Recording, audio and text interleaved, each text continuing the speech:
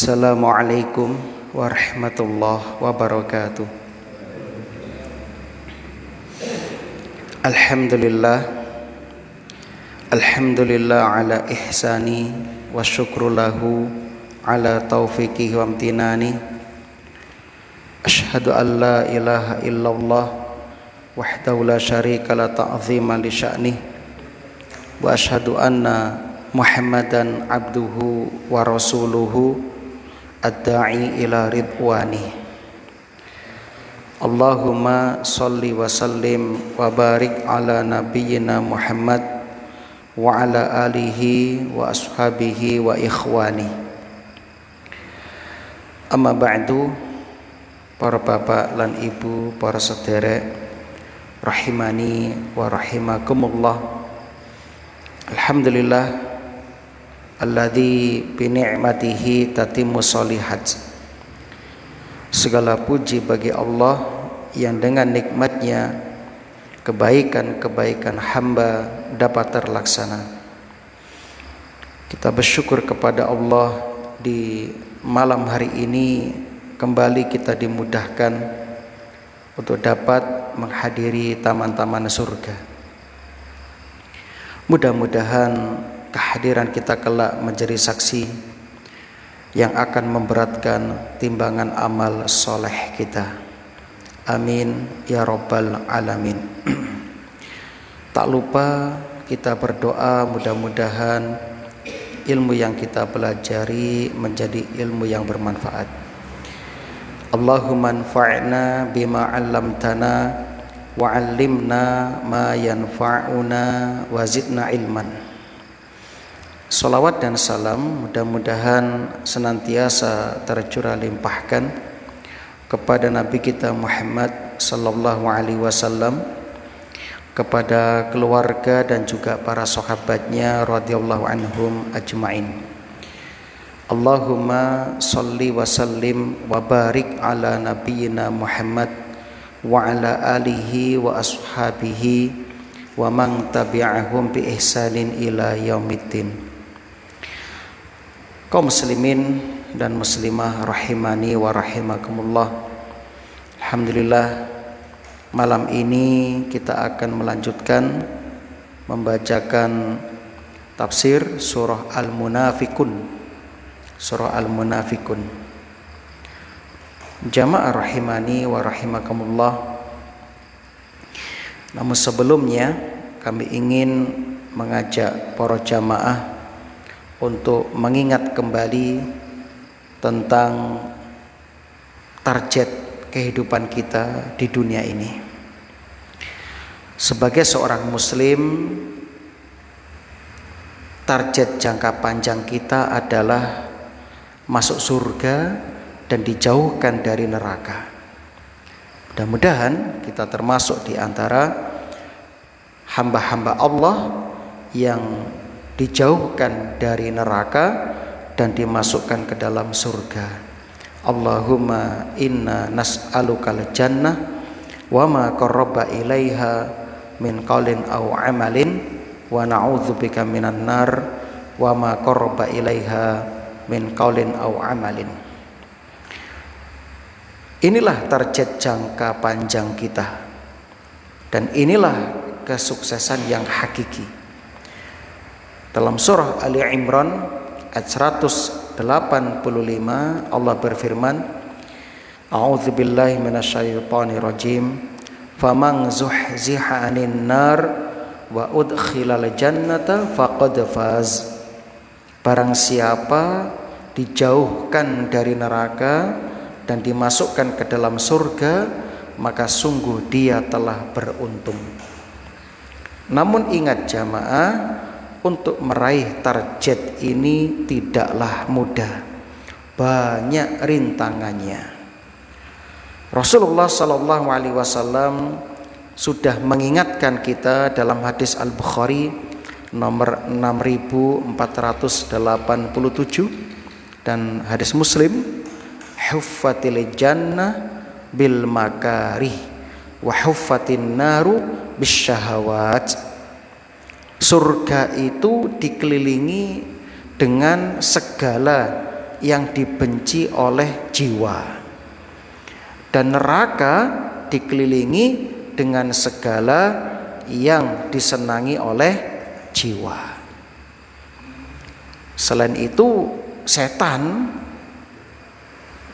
pasti tidak akan ridho kalau kita sukses menempuh jalan menuju surga.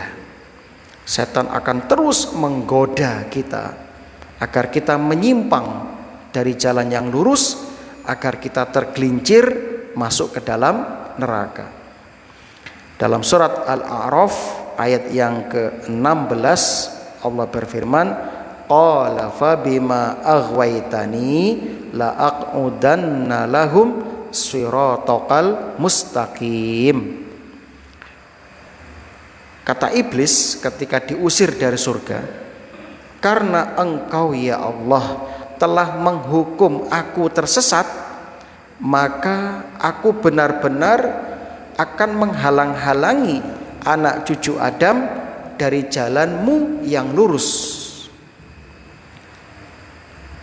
Oleh karena itu jamaah, untuk mencapai target kita yang luar biasa ini, kita membutuhkan strategi. Tidak asal-asalan untuk mendapatkan surga. Kita butuh ilmu, kita butuh perencanaan yang matang, kita butuh perjuangan, kita butuh kesabaran dalam meniti jalan menuju surga. Ibarat sebuah perusahaan, jika ingin maju, ingin sukses, ingin menjadi perusahaan yang besar, maka pimpinan perusahaan harus mengatur strategi dalam menjalankan aktivitas di perusahaannya. Tidak asal-asalan dalam mengatur perusahaan, dalam bertindak. Perlu kerja keras, perlu kerja cerdas, dan kerja ikhlas dalam meraih kesuksesan. Nah, itu sebagai nasihat awal, insya Allah kita lanjutkan di setiap awal pertemuan untuk menyelipkan dengan motivasi-motivasi. Monggo kita lajengaken anggenipun ngaos tafsir surah Al-Munafikun ayat yang pertama. Namun sebelumnya kita akan lihat dulu mukadimah. Jamaah yang berbahagia, dalam hadis Ahmad nomor 3404, hadis ini sahih menurut syarat Imam Muslim dari Ibnu Abbas, anan nabiyya sallallahu alaihi wasallam kana yaqra'u fi sholatil jumu'ati bil jumu'ati wal munafikin. Sesungguhnya Nabi sallallahu alaihi wasallam membaca dalam sholat Jumat surah Al-Jumu'ah dan surah Al-Munafikun. Sehingga hadis ini menunjukkan pentingnya surah Al-Munafikun. Hampir setiap sholat Jumat Nabi membaca dua surah ini, surah Al-Jum'ah rakaat pertama dan surah Al-Munafikun rakaat yang kedua. Jamaah berbahagia, dalam surah Al-Munafikun di dalamnya dibahas tentang bahayanya orang-orang munafik. Ya, tentang bahayanya orang-orang munafik. Orang munafik itu terus mengintai kita, orang-orang yang beriman. Dari sejak zaman Nabi Muhammad sallallahu alaihi wasallam ngantos dumugi zaman kula lan panjenengan sak menika. Rumiyin ing zaman Kanjeng Nabi sallallahu alaihi wasallam, orang munafik itu bisa diketahui, ya, sebab Nabi masih hidup dan Nabi mendapat wahyu dari langit, si fulan munafik, si fulan munafik, si fulan munafik, ya.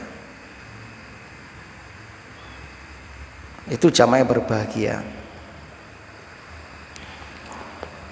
Yang kedua, kalau di zaman Nabi yang disebut dengan nur nubuwah, zaman cahaya kenabian, orang munafik bermunculan, apalagi di zaman kita gitu. Apalagi di zaman kita. Nah, sehingga orang munafik itu secara lahir nampak Islam, bahkan KTP-nya Islam, namun hatinya benci terhadap syariat Islam. Itu munafik, Pak.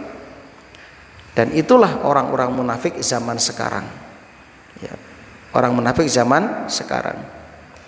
Makanya Rasulullah SAW selalu membaca surah Al-Munafikun ketika kaum muslimin sedang berkumpul bersama, yakni sholat Jumat.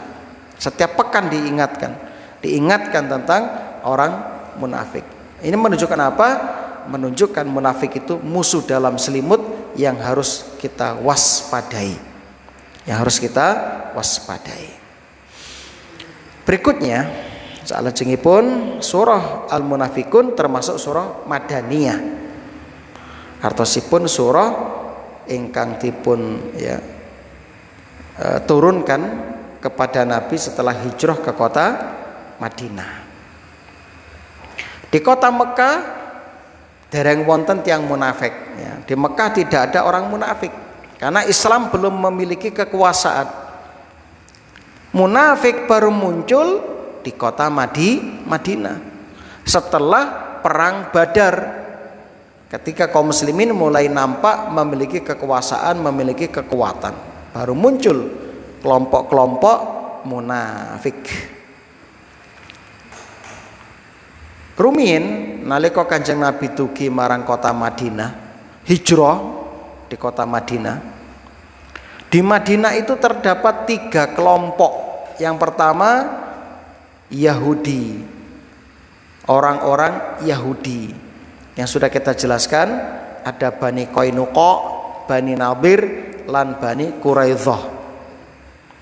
Kelompok kedua di kota Madinah kaum muslimin, yaitu diwakili oleh suku Aus dan suku Khazraj yang telah masuk Islam, yang mereka dikenal dengan kaum Ansor. Orang-orang yang menolong muhajirin, tiang ingkang hijrah. Kelompok ketiga ada kaum musyrikin yaitu suku Aus dan Khazraj yang belum masuk Islam. Itu jamaah yang berbahagia. Kemudian pemimpin kaum munafik di kota Madinah waktu itu adalah Abdullah bin Ubay bin Salul. Ya. Dan Nabi tidak pernah berhenti mendakwai mereka. Nabi datangi mereka, Nabi ajak untuk memeluk Islam dengan sesungguhnya. Namun mereka tidak mau. Hingga akhirnya terjadilah perang Badar antara kaum muslimin dengan kaum musyrikin Quraisy pada tahun kedua Hijriah. Kaum musyrikin dengan 1000 pasukannya, sedangkan kaum muslimin dengan kurang lebih 313 atau 310 pasukan, termasuk Nabi Shallallahu Alaihi Wasallam. Akhirnya apa? Orang-orang musyrikin yang ada di kota Madinah keweden, ketakutan. Akhirnya berlindung dengan pura-pura masuk Islam. Jadilah mereka dari musyrik menjadi munafik. Itu kaum muslimin sejarahnya. Disebutkan dalam kitab-kitab para ulama, kitab sejarah, ada beberapa atau kitab yang menceritakan, di antaranya karangan Ibnu Katsir disebutkan sebab Abdullah bin Ubay bin Salul enggan untuk masuk ke dalam agama Islam karena apa? Karena Abdullah bin Ubay bin Salul hasad marang Kanjeng Nabi, hasad kepada Nabi Shallallahu Alaihi Wasallam. Kenapa? Sebelum Nabi datang ke kota Madinah, suku Aus dan suku Khazraj sudah berencana untuk mengangkat Abdullah bin Ubay bin Salul menjadi pemimpin kota Madinah. Ya, itu ceritanya. Ya. Sebab apa? Sebab banyak pembesar-pembesar kota Madinah yang tewas dalam perang saudara yang dikenal dengan perang Bu'as. Jadi setiap tahun itu suku Aus dan Khazraj itu perang, sama-sama orang Arab itu perang, sama-sama musyrik perang. Ya, akhirnya banyak pembesar-pembesar yang meninggal, yang tewas. Nah, lalu tersisalah Abdullah bin Ubay bin Salul. Ya, ini sesepuh dari kedua suku yang belum tewas, sehingga mereka punya rencana sepakat untuk mengangkat Abdullah bin Ubay bin Salul menjadi pemimpin ya di kota Madinah. Dilala Kanjeng Nabi dugi. Nah, Kanjeng Nabi datang, akhirnya apa? Orang-orang berubah haluan. Ya, lalu mereka menjadikan Nabi sebagai pemimpin. Nah, itu ceritanya kaum muslimin. Nah, kemudian kaum muslimin, ketika awal mula muncul orang-orang munafik ini, mereka lemah awal-awal. Ya, lalu pada tahun kelima Hijriah barulah mereka mulai menguat. Terutama ketika kaum muslimin kalah dalam perang Uhud pada tahun ketiga Hijriah. Ya. Waktu itu kaum muslimin ya, digempur oleh 3.000 pasukan kafir Quraisy. Sedang kaum muslimin cuma berjumlah 700 melawan 3.000. Ya, akhirnya mengalami kekalahan karena ketidaktaatan pasukan kaum muslimin terhadap komando Rasulullah Shallallahu Alaihi Wasallam. Peseni, jangan tinggalkan bukit apapun yang terjadi kepada pasukan pemanah. Dilala ketika kaum muslimin sibuk mengumpulkan ghanimah, ya, mereka turun ya, ikut mengumpulkan ghanimah. Dari 50 orang pemanah tinggal beberapa orang saja. Lalu Khalid bin Walid belum masuk Islam waktu itu ya, berbalik membunuh para pasukan pemanah yang tersisa, lalu menguasai medan.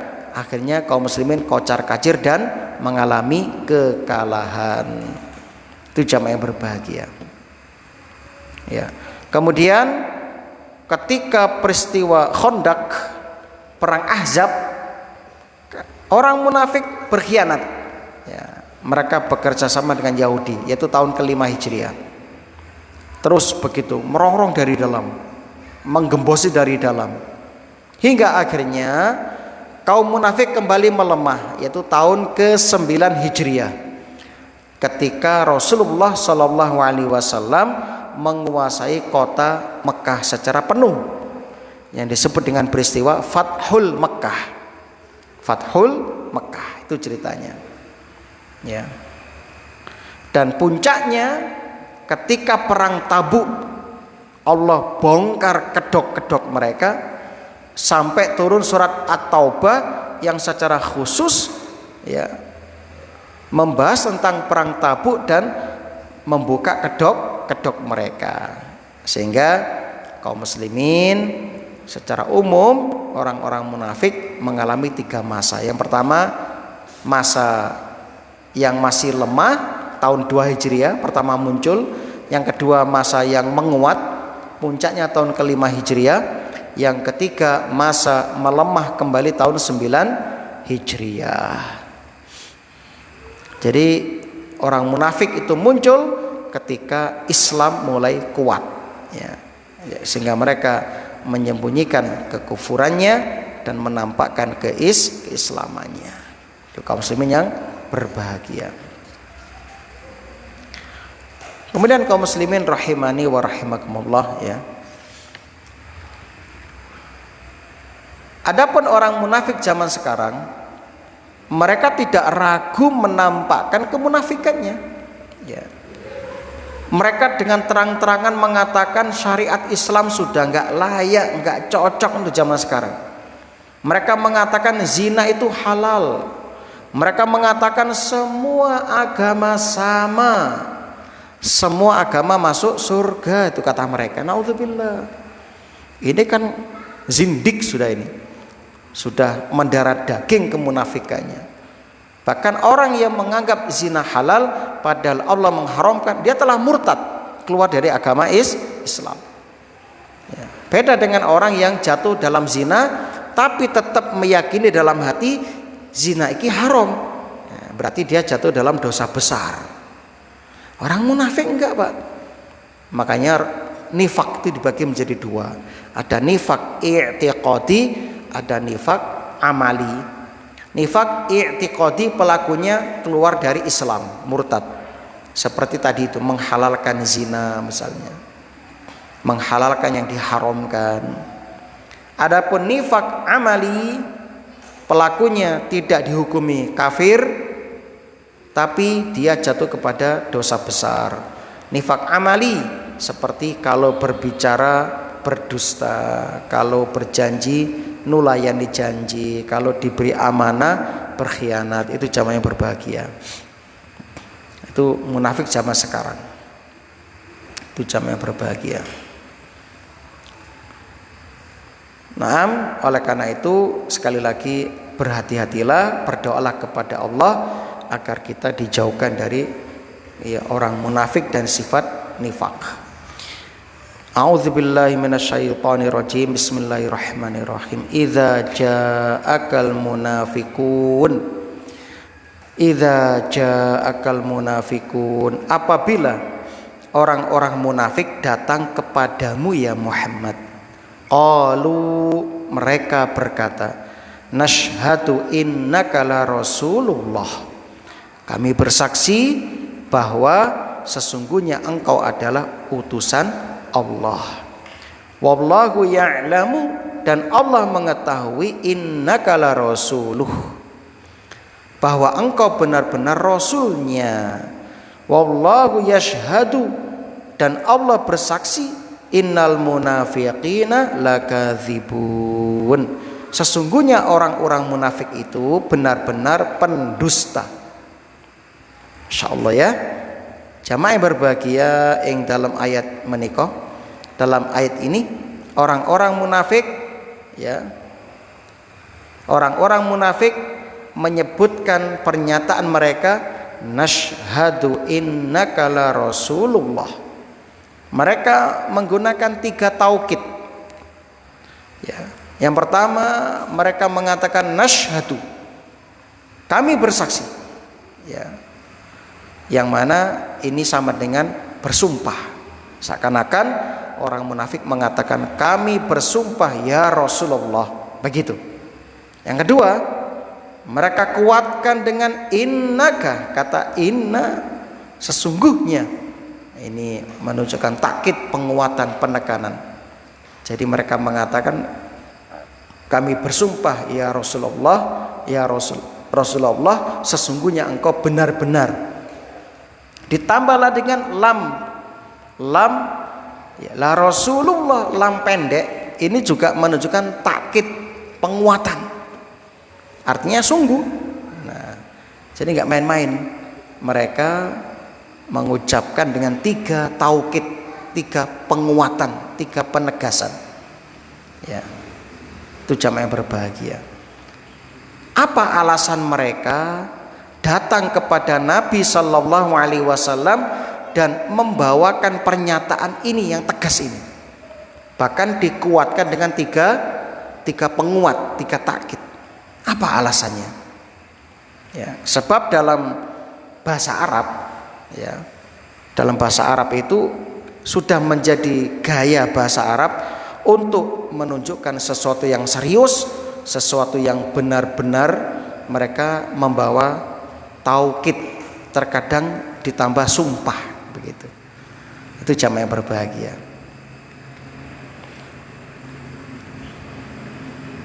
Jadi sebabnya adalah mereka datang dengan membawa 3 penekanan dalam pernyataan mereka, ya, sebab mereka itu ya diragukan. Jadi orang munafik itu diragukan ucapannya, diragukan statementnya, diragukan segala. Itu orang munafik, Pak. Orang munafik. Nah, sehingga orang Arab mengatakan kadal muribu ayyakula khuzuni. Hampir-hampir orang yang dicurigai mengatakan tangkaplah aku. Nah, itu kata orang Arab. Ya.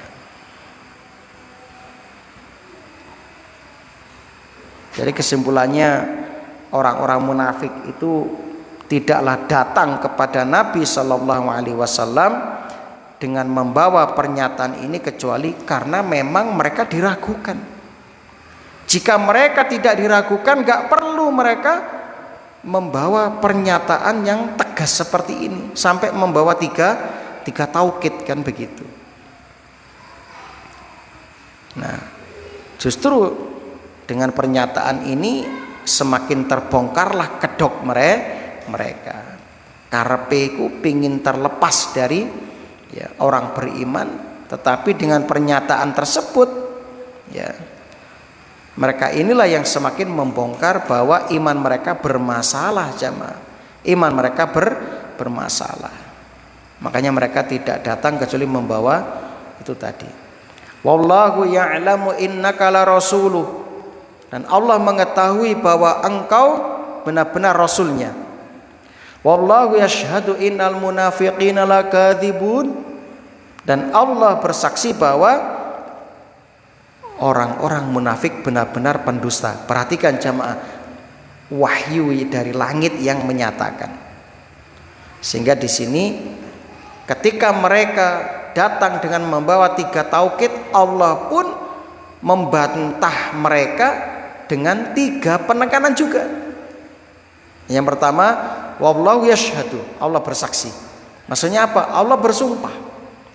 Innal munafikin, inna sesungguhnya sak temene. Nah, kan ada inna, penekanan taukid. Lakadzibun, lamnya pendek. Lakadzibun menunjukkan apa? Taukid, penekanan. Ya. Masya Allah, ini indahnya bahasa Arab. Ini menunjukkan ini bukan karya manusia. Nah, jamaah yang berbahagia, kita bahas asal kata munafik. Munafik itu orangnya. Munafik diambil dari kata an-nafaq. An-nafaq. Nafaq artinya terowongan. Nafaq artinya apa? Terowongan. Nah, sehingga sampai sekarang orang Arab menamakan underpass dengan nafaq. Jadi ada terowongan itu namanya apa? Nafaq. Diambillah dari ini kalimat nafiqol yarbu. Ya, nafiqol yarbu. Tikus itu ya tikus padang pasir yarbu. Jadi kakinya kecil, yang depan 2 itu kecil, bisa berdiri gitu, yarbu ya tikusnya. Larinya cepat. Ini rumahnya bercabang-cabang dalam tanah ya. Itu. Jadi yarbu itu tikus padang pasir itu lubang masuknya 1, tapi ketika keluar lubangnya banyak, gitu kan, sehingga bisa lewat mana-mana. Nah, sehingga orang ketipu. Nah, itulah orang munafik. Ya, orang munafik. Nah, yarbu. Nah, itu orang munafik, Pak ya, masya Allah. Kayaknya 1 lubang, tapi ternyata bisa muncul di sana sini. Ya, Anda bisa cek di Google nanti, di YouTube yarbu, nah, itu nanti akan muncul gambarnya. Ya.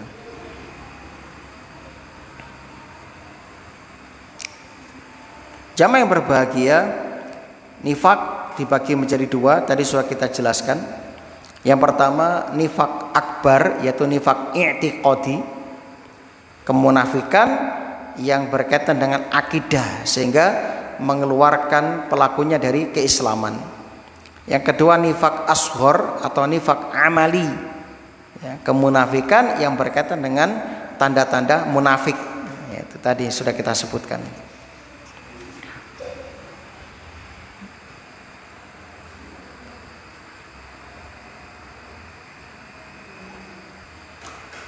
Kemudian kaum muslimin rahimani wa rahimakumullah, kita lanjutkan ya.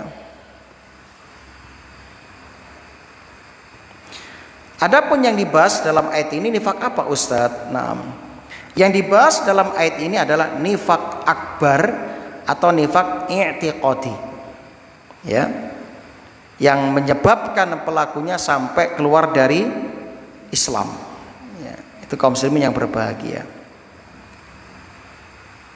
Itu yang dibahas di ayat ini. Nah,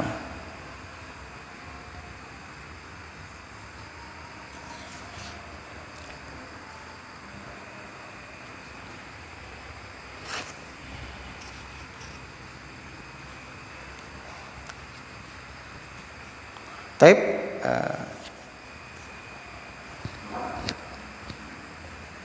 itu dulu ya yang bisa kita sampaikan.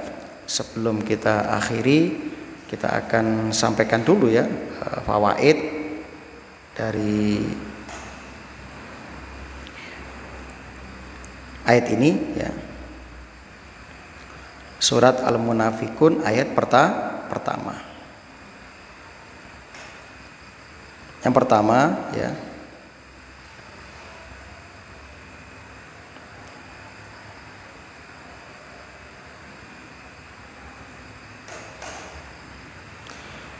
jamaah rahimani wa rahimakumullah ya. Pelajaran yang dapat kita ambil atau faedah dari ayat ini, yang pertama kita ambil dari tafsir Ibnu Katsir ya, dan juga dari tafsir Al-Baghawi. Allah mengetahui rahasia hati manusia. Tidak ada yang tersembunyi dari Allah, walaupun seseorang menampakkan keimanan secara lahiriah. Hati-hati. Nah, sehingga ini ancaman. Pelajaran yang kedua, kemunafikan itu penyakit hati yang berbahaya. Ya. Kenapa? Karena mereka menipu manusia dan juga berusaha menipu Allah, bahkan menipu Rasul. Makanya dalam surat Al-Baqarah dijelaskan 3 jenis manusia. Yang pertama terbaik yaitu orang beriman. Al-Baqarah ayat yang pertama, alladzina yu'minuna bil ghaib dan seterusnya.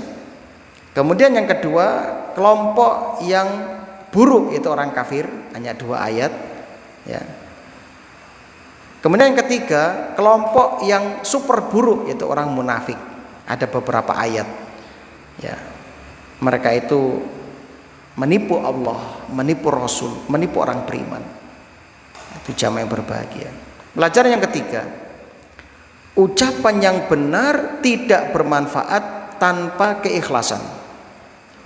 Orang munafik tadi mengatakan apa? Yashhadu innaka la rasuluh. Tapi mereka mengucapkan tidak ikhlas, sehingga ucapan mereka enggak bernilai di hadapan Allah. Sehingga semua amalan mereka zong, enggak bernilai. Nah, maka ini penting jamaah bagi kita untuk melakukan segala sesuatu didasari keikhlasan. Pelajaran yang keempat, Allah sendiri yang menegaskan kerasulan Nabi Muhammad Sallallahu Alaihi Wasallam, nggak butuh persaksian orang munafik. Bahkan seandainya manusia menolak kenabian beliau, tetap beliau seorang nabi dan rasul, sebab Allah yang menjamin itu ya. Pelajaran yang kelima, peringatan agar kita tidak menjadi seperti orang munafik ya, yang bermuka dua ya. Pelajaran yang keenam, kebenaran itu jamaah bukan diukur dari ucapan, tapi diukur dari kesesuaian antara lisan dengan hati, antara perbuatan dengan ya hati ya. Jadi sesuai hatinya, lisannya, perbuatannya. A yo A, B yo B, itu. Enggak isu dele sore tempe kan begitu. Orang munafik kan begitu, orang munafik. Pagi kedelai, sore tempe, masya Allah. Pelajaran yang ketujuh, pentingnya ikhlas dan jujur dalam keimanan. Kenapa muncul kemunafikan? Karena ketidakjujuran, karena kelicikan hati mereka ketika menyatakan keimanan. Nah, dan tentu didasari dengan kepentingan dan hasad itu tadi. Makanya kita nggak perlu hasad lah jamaah. Ngapain kita hasad? Orang itu sudah diberi rizki masing-masing. Nggak perlu kita hasad sama rizki orang lain, hasad sama nasib orang lain. Semua sudah ada takdirnya masing-masing. Ya, percuma kita hasad, hanya menyiksa diri jamaah. Maka ikhlaskan hati Anda, berlapang dada. Yang terakhir, Allah membongkar kemunafikan sebagai bentuk rahmat bagi umat, agar kita umat Kanjeng Nabi berhati-hati terhadap mereka, berhati-hati terhadap propaganda mereka. Makanya Nabi selalu membaca surat Al-Munafikun di dalam sholat Jumat di saat kaum muslimin berkumpul, sebab Nabi ingin memperingatkan, hai orang yang beriman, hati-hati, di antara kalian ada musuh kalian, al-aduwu, ya, musuh ya, yang harus diwaspadai. Mudah-mudahan ini bermanfaat.